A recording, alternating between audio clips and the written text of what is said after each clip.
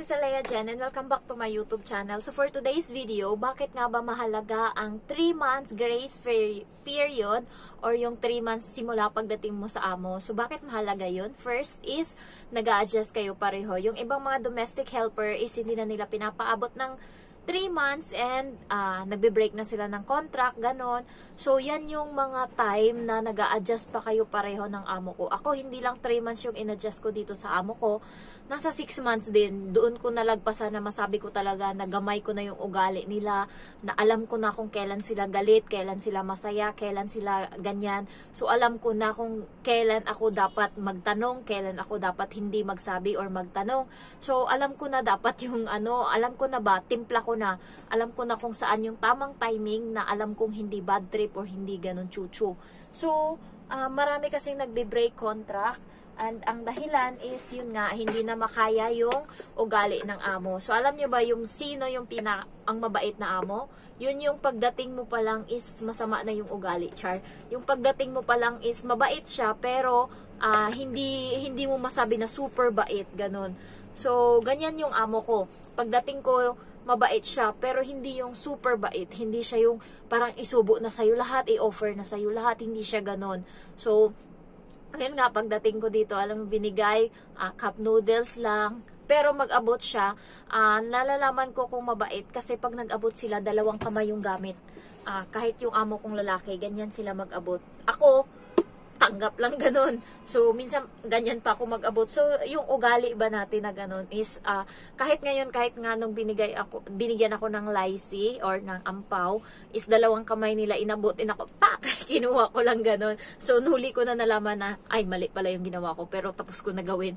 So, nung unang 3 months namin ng amo ko is nandun yung adjustment namin. May mga times na may sinasabi siya and hindi ko na-gets and magugulat na lang ako. Yung plastic sa kamay ko is hinablot niyang ganun kasi nga siya na lang gagawa kasi hindi ko nga mag-gets yung sinasabi niya. So, nakatunga nga lang akong ganun sa kanya and parang kinuha niya ganun and siya na naglagay doon sa lagayan. So, ayun yung pinaka parang worst na ata na nangyari na alam mo yon yung parang yung parang talaga na medyo nainis siya. And second is yung nakahubad siya na nakita ko. Pero yun, wala siyang karapatang magalit sa akin kasi mali niya naman talaga yun. Hindi naman, ewan ko. Pero, ayun nga, yung mga adjustment namin. And nung una ako dito, galit na galit talaga ako sa kanila. Kasi napakadamot nila, alam mo yun, kasi nung time na yon hindi ako bumibili ng pagkain. Kasi 'di ba kakarating ko lang and wala akong pera. So, minsan kumakain sila ng masarap na pagkain. And ako sa kusina, 2 subo ng kanin lang yung meron ako kasi nga binigay ko sa kanila lahat. Kasi ang sabi niya sa akin, 2 taka lang yung sasaingin ko. And yung 2 na yun, yung 2 cup, is kasya lang sa kanila. So, habang kumakain ako, mapapayak, putang ina talagang buhay ito. Sana mamatay na lang kayo kasi napakadamot nyo. Ganun talaga yung sa isip ko. And then, yung pagkain is sa kanila lang. Nung una, 1 to 3 or 4 days, binibigyan pa ako ng pagkain. Alam mo yung galing sa mesa nila kahit konti. Kasya lang sa kanilang 3, hinahatian pa niya ako, binibigyan niya ako. Pero nung huli na, hindi na. So, sabi ko talaga, putang inang buhay ito, napakahirap. Sabi ko ganun, tapos minumura ko yan sila habang kumakain ako. Pero nung tumagal, alam ko na yung gagawin ko, nag-adjust na din ako. Kasi 2 kutsara na lang yung kanin ko. So, anong gagawin ko? Dadagdagan ko ngayon yung bigas na sasaingin ko. So, yun yung ginagawa ko ngayon, dinadagdagan ko. And wala siyang reklamo. Halos ilang buwan ko nang ginagawa yan. And then, sa pagkain, yung sabaw nga ng dati kasi tinatapon ko yan. Nagluluto kami yan araw-araw. So, para din akong tanga, hindi ko rin alam na pwede kong kainin. So, nung una, binibigay ko sa kanila yung, alam nyo yung malaking basta malaki siya na matigas, nilalagyan yun ng beans na sabaw, nilagay ko yun isang buo sa mangkok, parang ganito kalaki. Tas sabi ng amo ko, tanggalin mo yan, hindi namin yan kinakain. Doon ako nagsimula, hindi daw nila kinakain yung yung ganon-ganon. So, ang nilagay ko lang is mais. So, tapos yung baboy ayaw din, sabaw lang daw talaga. So doon ako nakakuha ng technique. Sabi ko, kung hindi nila kinakain to, edi tatapon ko to. Kaysa itapon ko, kainin ko. So ayun, kinukuha ko na yung mga beans and then yung tawag nito, baboy, ayan, and sabaw. Dinadagdagan ko yung sabaw ngayon para meron din akong sabaw kasi importante yun sa regla ko. Maganda yung regla ko ngayon dahil dun sa mga sabaw-sabaw nila. Kaya yun, na alam ko na ngayon and bumibili ako kasi dati umaasa ako sa tinapay na binibigay niya na isang peraso isang araw. So minsan hindi niya ako nabibigyan and then wala akong almusal. Nagmumura na naman ako. So putang inang buhay to, wala akong almusal and anong oras yung kain. Kung minsan hindi pa ako kumakain sa tanghali kasi nahihiya akong i-on yung kalan kasi nga nandyan siya, baka magalit na inon ko. Ngayon wala na akong pakialam, inuon ko yan, magluluto ako sa tanghali kung anong gusto kong kainin. Bahala siya dyan kung hindi siya kakain. So dati, antay pa talaga ako and kung hindi siya kakain, hindi rin ako kakain. Kaya yung mga dala kong piyaya, yun yung pinagtsatsagaan ko. Ayan, so dati, sa gabi lang talaga ako nakakakain ng kanin, 2-3 kutsara pa. Kaya inadjust ko talaga yung ano ko, dun sa mga time na yun, nalaman ko kung paano ako didiskarte para mabuhay ako. So, ngayon, pag nagpapasaing siya sa akin sa umaga para sa bata, sinasama ko na yung kanin ko para sa tanghali. And pag day off ko, bumibili na ako ng sliced bread, ganyan kadami, and palaman. So kapag hindi niya ako nabibilhan ngayon ng tinapay, meron akong tinapay. Basta ngayon, everyday na ako kumakain ng tinapay sa umagahan. And then,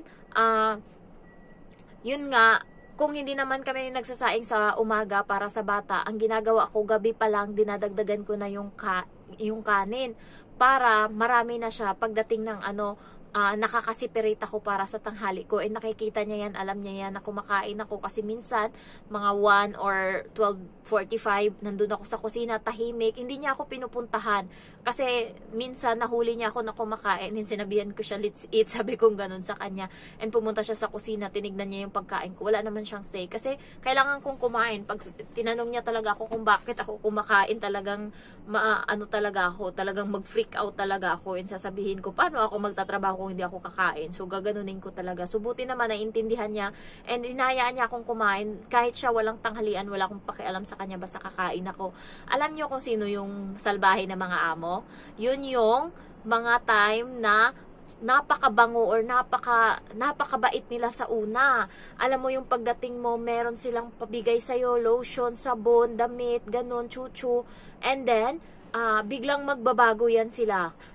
Biglang, alam mo yun, yung sa una, ang bait pa, napakabait, bibigyan ka ng, 3 sa kaibigan ko, and subscriber ko 2, yung ganun yung ugali ng amo nila. So, at first is mabait, ayan, shout out sa'yo, De La Cruz, nakalimutan ko na kung ano yung name, Rachel, ayan. So, si Rachel, nung bago siya, bait ng amo niya, binigyan siya ng body wash na Mannings, and may damit pa siya na binigyan siya ng damit, tsinelas, ano pa yun.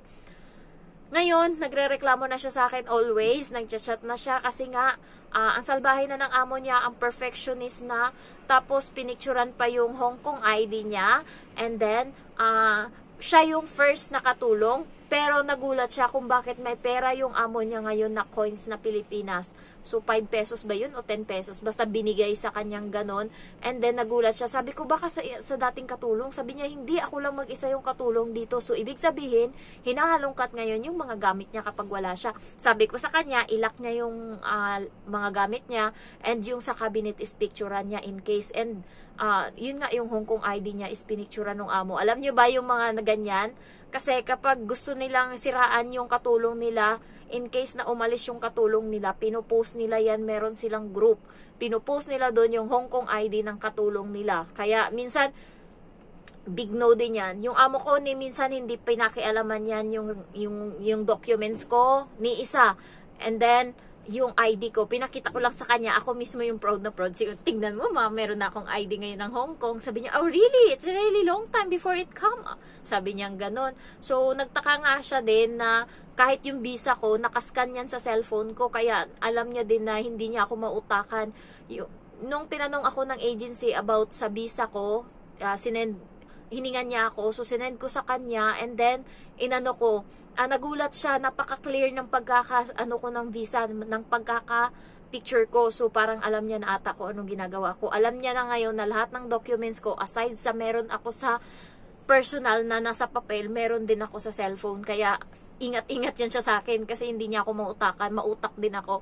Alam niyo guys, kahit first timer ako, alam mo yun, sa una 2 buwan ng nandito ako sa Hong Kong, kada gabi pagka pagka wala akong ginagawa, binabasa ko yung nasa airport na binibigay about helper and domestic helper benefits and chuchu, ganun.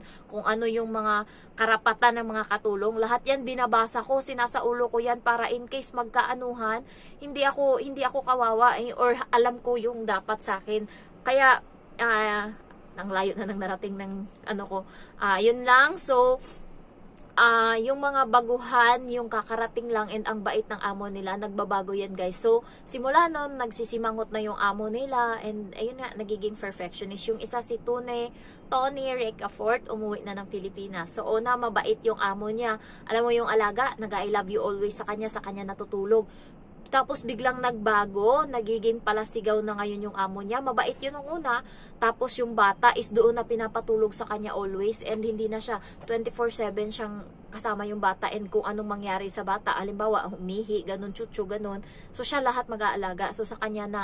Tapos nung nagpasa siya ng 1 month notice, ayun, parang nagbago na yung ugali ng amo niya. Baka siguro iniisip na kung pwede pa siyang mag-back out, ganun, sa pagka, break contract niya. And yung bata is hindi na pinatulog sa kanya, ganun.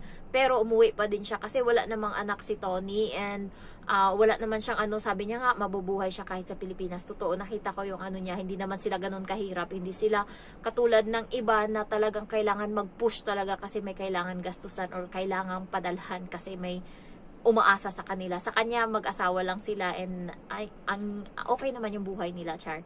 Ayan, so, kaya ingat yung mga baguhan dyan na dito sa Facebook, sa YouTube ko ha. Nasasabi, yung amo ko ganyan, yung amo ko mabait, yung amo 9 days pa lang ganon. So, know your limits and alamin nyo kung kailan yung amo nyo galit, wag nyong sabayan. Kailan yung amo nyo galit, wag nyong tanungin. So, ganun ako sa amo ko. Kapag alam kong galit yan, kapag alam kong nag-away sila ng bata, kapag alam kong nagbabasa yan siya ng parang Bible nila, hindi ko siya tinatanong, pinapabayaan ko siya, hindi ko siya inaano, kasi maya okay na yung amo ko. So, alam ko kung kailan siya galit and hinahayaan ko siya. Yung lalaki, wala akong problema.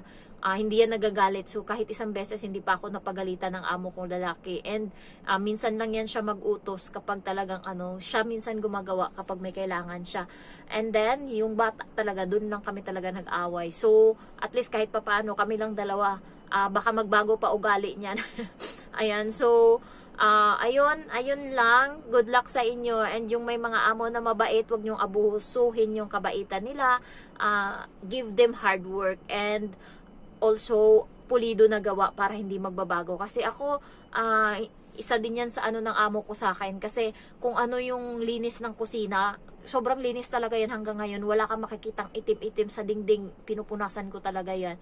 So, nung bago ako, hindi siya ganyan. And pag nakita niya kasi yung bahay or kusina ng niya, parents niya doon and madumi. So, hindi inaalagaan ng Indonesian. Hindi kahit suluk-sulukan yan, ko yan, kinakalikot ko yan dito. So, hindi ganun yung kanila doon. Kaya, thankful din siya sa akin kasi kahit papano, alam ko yung responsibility ko and consistent ako sa trabaho ko. So, thank you so much guys for watching and I love you all. Bye-bye.